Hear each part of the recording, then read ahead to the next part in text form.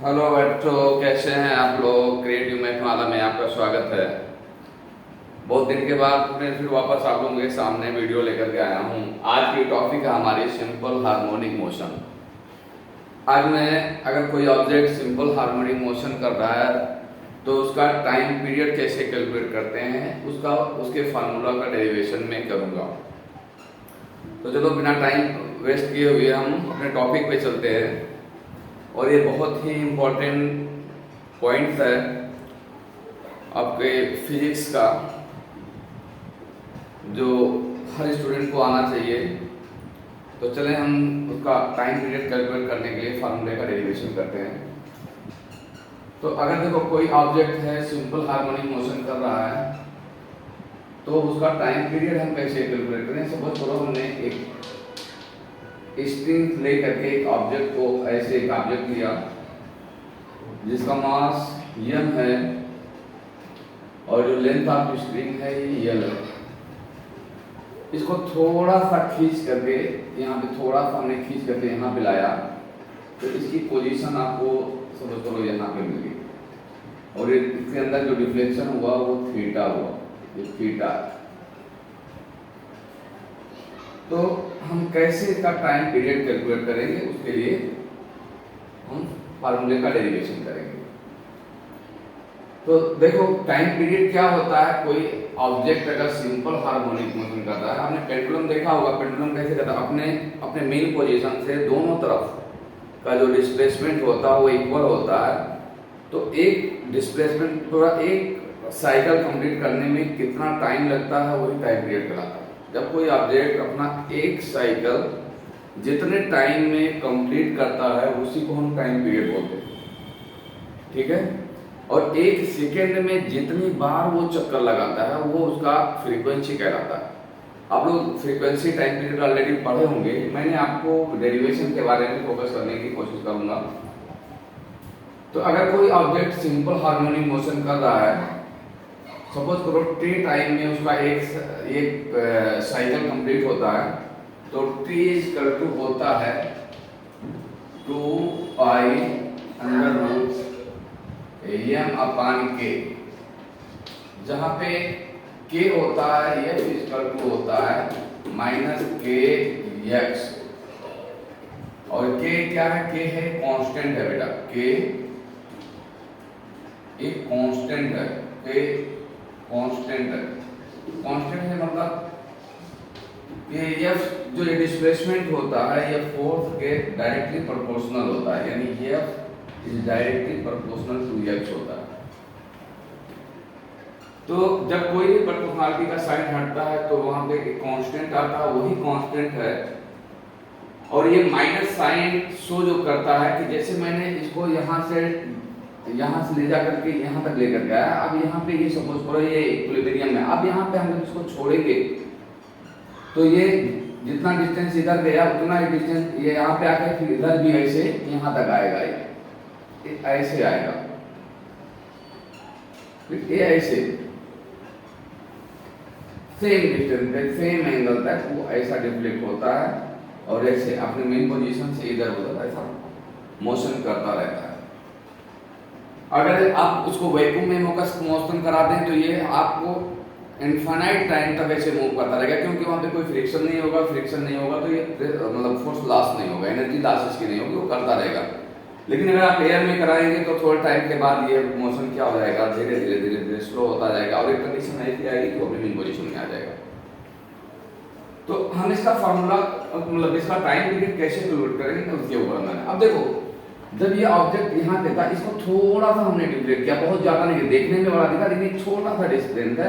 जब हम यहाँ से लेकर के इसको यहाँ पे लेकर के आए तो अब यहाँ पे जब ये पोजीशन आएगी तो सपोज करो इसका जो मास होगा इसमें कैसा लगेगा, यहाँ पे भी mg होगा, यहाँ पे mg हो जाएगा। ये मास है इसका कुछ, तो इस पे ग्रेविटी लगेगी तो ग्रेविटेशनल मतलब इसका जो मास फोर्स हो जाएगा mg हो जाएगा। अब क्या कौन सा फोर्स ऐसा है जो इसको यहाँ पे इस पोजीशन पे छोड़ने से वापस इसको रिटर्न लेकर जाता, फिर वापस ये यहाँ पे आने के बाद यहाँ आगे तक जाता, कोई तो फोर्स इसके ऊपर एक्ट कर रहा होगा। उसी फोर्स के बारे में हमें जानने की कोशिश करें। देखो ये mg है, तो अगर मैं इसका कंपोनेंट करूं इसके पैरेलल एक लाइन खींचूं, जो लाइन है इस लाइन पे गया हुआ, तो ये अगर एंगल थीटा है, इस लाइन पे ये भी एंगल थीटा होगा, क्योंकि हमने आपको पढ़ा दिया कि अगर एक लाइन ऐसे है, इस पे अगर लाइन कोई कट कर रही है, सेम अगर पैरेलल लाइन है तो जो एंगल बनते हैं ये थीटा ही होता है, पैरेलल होने चाहिए। तो ये लाइन बिल्कुल पैरेलल इसके है, ठीक है, और यहाँ से मैंने ये जो हमारा मास सोर्स लग रहा है ये बिल्कुल वर्टिकल लग रहा है, तो जो ये एंगल होगा वो थीटा होगा। ये अगर थीटा है तो भी, क्योंकि ये लाइन इसके पैरेलल है, ये लाइन के ये लाइन पैरेलल है, देखो आपको कंफ्यूजन नहीं होना चाहिए कि ये लाइन पैरेलल है इस लाइन के, तो इनके बीच में अगर कोई लाइन को ऐसा कट कर रही है, अगर ये दोनों पैरेलल हैं तो जो ये एंगल बनेंगे यहाँ पे थीटा होगा, तो ये भी थीटा होगा, क्योंकि दो पैरेलल लाइन इस लाइन को कट कर रही है। ओके, तो इसके दो कंपोनेंट होंगे, इसका एक कंपोनेंट हो जाएगा mg cos थीटा और ये दूसरा कंपोनेंट हो जाएगा, इसके वर्टिकल ये कंपोनेंट आएगा, ये हो जाएगा mg sin थीटा। आपने देखा यहाँ पे हमने इस ऑब्जेक्ट को लाके यहाँ पे अगर लाया तो यहाँ पे समझ करो ये इक्विलिब्रियम लिखा, हमने पकड़ के रखा है यहाँ पे, लेकिन जैसे ही हम यहाँ पे छोड़ेंगे तो कोई ऐसा फोर्स है, कौन सा फोर्स है, mg sin थीटा फोर्स की वजह से ये अंदर की तरफ आएगा। अब देखो जब यहाँ से ऑब्जेक्ट इसको ले गया तो इसका डायरेक्शन इधर था, बट ये mg sin थीटा इस एक्सीलरेशन के अपोजिट डायरेक्शन में काम करता, इसी वजह से ये साइन माइनस दिया गया। ये इक्वल टू माइनस kh जो होता है, यही वो फोर्स है जो इस ऑब्जेक्ट को फिर अपने मेन पोजीशन की तरफ लाने की कोशिश कर रहा है, दूसरा और कोई फोर्स नहीं है। यही mg sin theta, mg sin theta mg का कंपोनेंट है। जब मैंने इस mg फोर्स को कंपोनेंट किया तो एक इधर आया mg sin थीटा और दूसरा आया mg cos थीटा और दूसरा आया वर्टिकल डायरेक्शन में mg sin थीटा। तो mg sin थीटा क्या है, वो फोर्स है जिस फोर्स की वजह से ये आ रहा है। सपोज करो वह फोर्स F है, क्योंकि इसका मोशन, इस ऑब्जेक्ट जो था इसका मोशन हमने इस डायरेक्शन में कराया था, डायरेक्शन इधर था, फोर्स इस डायरेक्शन में लग रहा है। तो जब कभी फोर्स एक्सीलरेशन के अपोजिट डायरेक्शन में लगता है तो वहां पे साइन हम माइनस देते हैं, ये माइनस साइन ही शो करता है कि फोर्स कौन से डायरेक्शन में लग रहा है, mg sin थीटा। अब इस mg sin थीटा की वजह से ही ये ऑब्जेक्ट अपने मेन पोजीशन की तरफ वापस रिटर्न होगा। अब sin थीटा की वैल्यू अगर देखिए हमने पढ़ा है किसमें, सर्कल, सेगमेंट ऑफ सर्कल में, कि अगर कोई चीज सर्कुलर मोशन कर रही है, अगर ये बड़ी बड़ी डिस्टेंस होगी तो ऐसे सर्कल की तरह हम इसको ट्रीट करेंगे, बड़ी अगर डिस्टेंस, लेकिन चूंकि इसका डिस्प्लेसमेंट हमने बहुत छोटा किया था, मतलब ये सर्कल है, यहाँ से अगर मैं इस चीज को बहुत छोटा डिस्प्लेसमेंट कराऊं ये थीटा, तो ये जो लेंथ होती है ना बेटा, ये लेंथ बिल्कुल कर्व के रूप में नहीं मानते, हम एक स्ट्रेट लाइन के रूप में मान लेते हैं। तो अगर यहाँ से लेकर के यहाँ तक का डिस्प्लेसमेंट सपोज करो x हो, तो जब ये थीटा बहुत छोटा होगा, theta when theta is very small, यानी वेरी स्मॉल, बहुत छोटा हो, यानी डिस्प्लेसमेंट हम जो किया है बहुत छोटा करें, तो थीटा इज इक्वल टू हो जाएगा साइन थीटा के बराबर हो जाता है। ये जो साइन थीटा होता है ना वो थीटा के बराबर हो जाता है, यानी ये वैल्यू बहुत छोटी होती है, तो बहुत छोटी वैल्यू साइन थीटा थीटा के बराबर हो जाएगा। बताइए सुनिए, थीटा की वैल्यू देखो, थीटा की वैल्यू जितनी कम होती है उतनी साइन की वैल्यू छोटी होती है, जितना बड़ा होगा उतना साइन की वैल्यू बड़ा होगा। आप आएंगे ना 0, 30, 60, 90 आपने पढ़ा होगा कि साइन 0 की वैल्यू 0 होती है। तो इसी तरह से अगर थीटा बहुत स्मॉल होगा तो 0 तो नहीं होगा, लेकिन theta is equal to theta की तरह से ट्रीट हो जाएगा। तो थीटा इज इक्वल टू, हमने सर्कल में पढ़ा है कि अगर कोई आर्क ऐसा होता है, सपोज करो ये आर्क है, यहाँ पे सेंटर से ये आर्क सपोज करो, ये रेडियस r है, ये आर्क यल है और ये थीटा है, तो हमने पढ़ा थीटा इक्वल टू होता है एल अपॉन आर। तो जब यहाँ पे थीटा के बहुत छोटे थीटा के लिए लिया गया है कि theta equal to L upon R होता है, तो साइन थीटा की जगह पे हो जाएगा L upon X upon L, L as radius की तरह से काम कर रहा है। तो यहाँ पे साइन थीटा की वैल्यू हम पुट करेंगे तो एफ इक्वल टू हो जाएगा minus M G into X upon L. इसको और हम सिंप्लीफाई करें, देखो इस पार्टिकुलर मोशन के लिए M G upon L into X, इस पार्टिकुलर मोशन के लिए बेटा एम जी इस मास के लिए एम कांस्टेंट है, स्प्रिंग की लेंथ कांस्टेंट है, जी इस पार्टिकुलर प्लेस के लिए कांस्टेंट है, सिर्फ वेरी कर सकता है तो एक्स वेरिएबल है, यानी जितना डिस्टेंस हम दूर ले जाके खींचेंगे उतने ही दूर तक के टू एंड फ्रो मोशन करेगा। तो आपको एम जी एल क्या मिल रहा है, कांस्टेंट वैल्यू मिल रही है। एम जी एल जो है आपको क्या मिल रही है, कांस्टेंट वैल्यू मिल रही है। तो एफ की वैल्यू यहाँ पे हमने क्या माना था कि minus K X equal to minus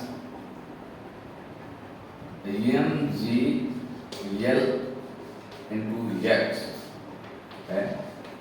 तो देखिए माइनस माइनस से कट जाएगा, एक्स एक्स से कटेगा, तो के की वैल्यू हम फाइंड कर लेंगे यहाँ पे बेटा। के इक्वल टू हो जाएगा एम जी अपॉन एल। अब इसी के की वैल्यू इस इक्वेशन में पहले दिए हुए इक्वेशन में आप पुट कर दो। आप जब इसको पुट करेंगे तो ये वैल्यू हो जाएगी t इक्वल टू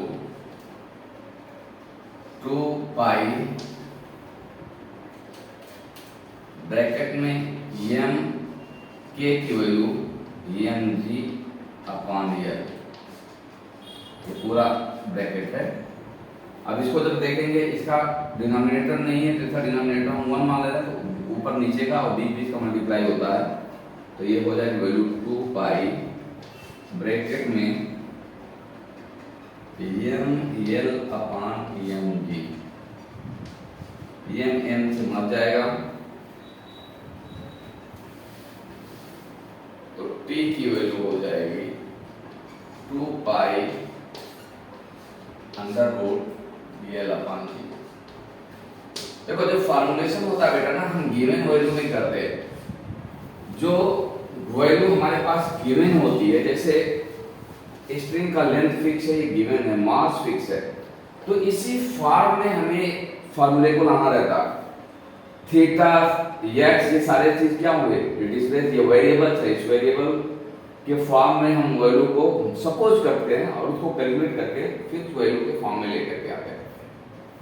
तो टी की वैल्यू 2 पाई एल अपॉन जी। अब यहाँ से क्या आपको पता चलेगा, जो टाइम पीरियड है इस सिंपल हार्मोनिक मोशन का, सपोज ये पेंडुलम है, इस पेंडुलम का वो ना तो इसके मास के ऊपर डिपेंड करता है और ना थीटा के ऊपर डिपेंड करता है, ये डिपेंड करता है लेंथ ऑफ द स्ट्रिंग के। स्ट्रिंग का लेंथ अगर आप बढ़ा देते हैं तो इस फैक्टर की वैल्यू क्या हो जाएगी, बढ़ेगी। इसका फैक्टर का वैल्यू बढ़ने का मतलब होगा इस पूरे का वैल्यू का बढ़ना, तो उसका टाइम पीरियड बढ़ जाएगा।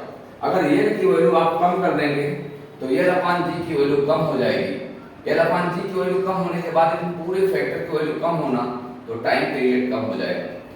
आपको अगर फ्रीक्वेंसी निकालना है तो आपको मालूम है कि n इक्वल टू, ये फ्रीक्वेंसी को n या RF से हम डिनोट करते हैं, तो n RF equal to 1/t होता है। तो जो टाइम पीरियड होगा वो टाइम पीरियड का 1 टाइम पीरियड कर लेंगे तो आपको फ्रीक्वेंसी मिल जाएगी। तो सिंपल हार्मोनिक करने वाला कोई भी ऑब्जेक्ट है तो उसका टाइम पीरियड और उसकी फ्रीक्वेंसी हम निकाल सकते हैं, आसानी से निकाला जा सकता है। अगर इसको किसी को समझने में कोई प्रॉब्लम हो तो उन्हें मुझे मैसेज करना है, और मैसेज करके मुझे बताएंगे कि अगर कोई टॉपिक ना समझ में आया होगा, इस कंपोनेंट निकालने ना आया होगा, तो मैं फिर वापस इसको और थोड़ा सा डेलिब्रेट करके बताने की कोशिश करूंगा।